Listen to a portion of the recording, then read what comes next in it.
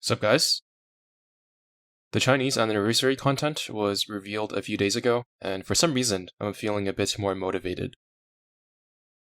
Aside from literally 3 of my favorite ships ever getting Oath skins, Glowworm Retrofit was also announced, which is a ship I've featured in the past in a video called Unique Ships That Deserve a Buff.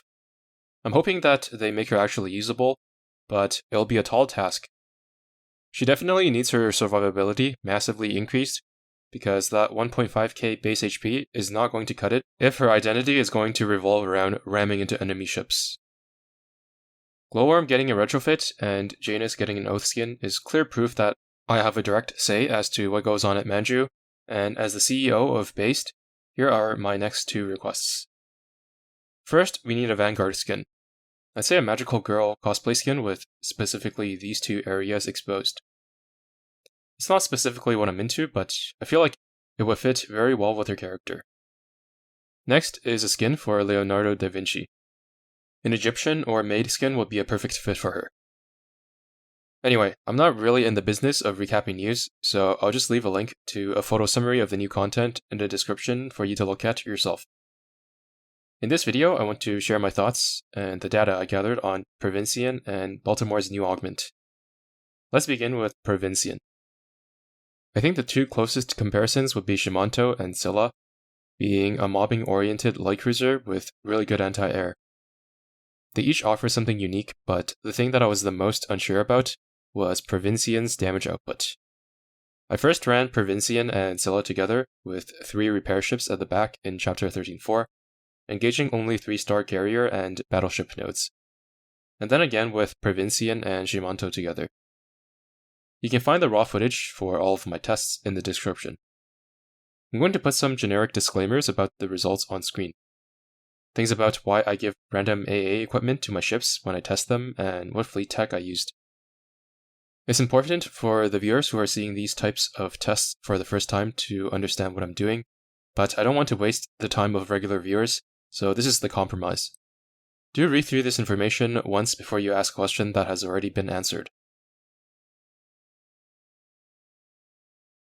For context specific to these tests, I only ran 2 Vanguard ships in the front because they're strong enough that the nodes would die a bit too fast with 3. Looking at the results, when compared to both Scylla and Shimanto, Provincien ended up doing about equal or more damage, which was surprising to me. This isn't the only time I used her and noted down her performance, and I feel like this was a bit of an overperformance by her, but it definitely is the most rigorous and fair comparison that I've done. Something that I was not aware of when I went over her kit on release is that her 4000 base damage barrage is actually aimed. I didn't notice whether it was stated in the new database I used, and I'm not sure if that information is not listed here or I just missed it, but the Barrage Datamine page that I usually use has been updated since then, and you can see here that it is aimed. Since this barrage isn't guaranteed, there will be times where she underperforms because she loses a lot of her damage if it fails to proc.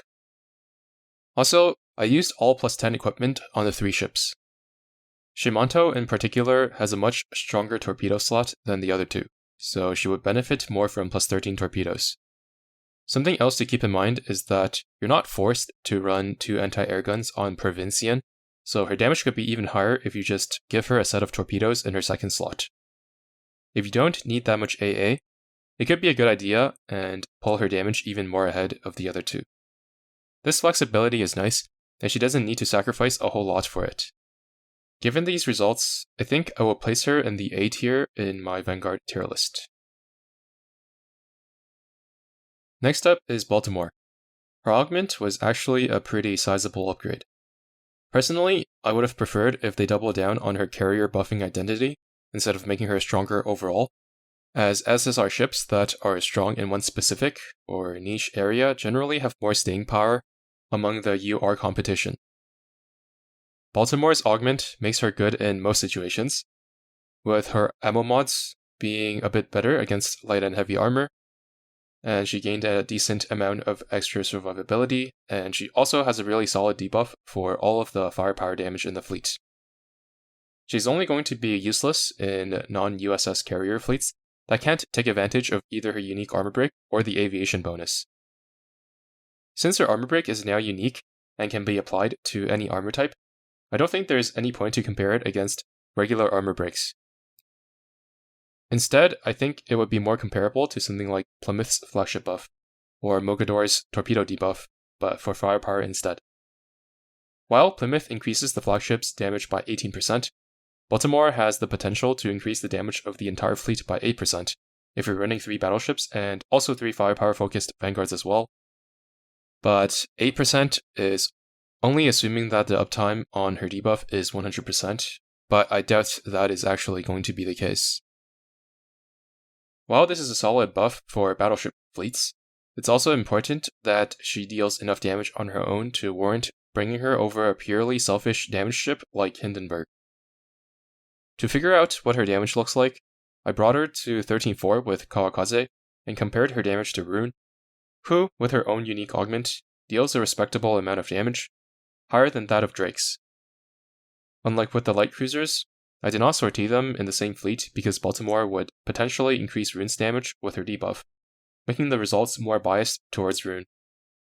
Kawakaze, on the other hand, is almost entirely torpedo damage and does not benefit from Baltimore's debuff.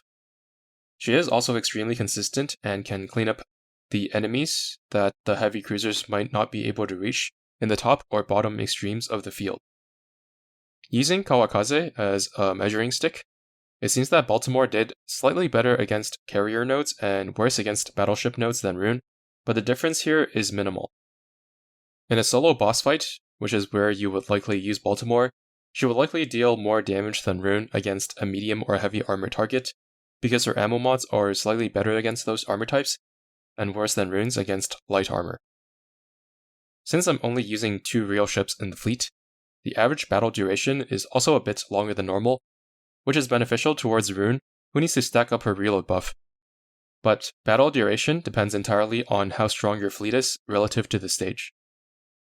In any case, with their damage so close to each other, Baltimore is a clear better choice if you're looking to add more damage to a boss fleet when you take her debuff into account. I also ran the same test with Atago as well, because I never gave her a proper spin after her unique augment, but it was not too impressive. Since she has buffs for HE ammo, but also a lot of torpedo damage, her damage distribution is similar across all 3 armor types, making her decent but not outstanding against any enemy.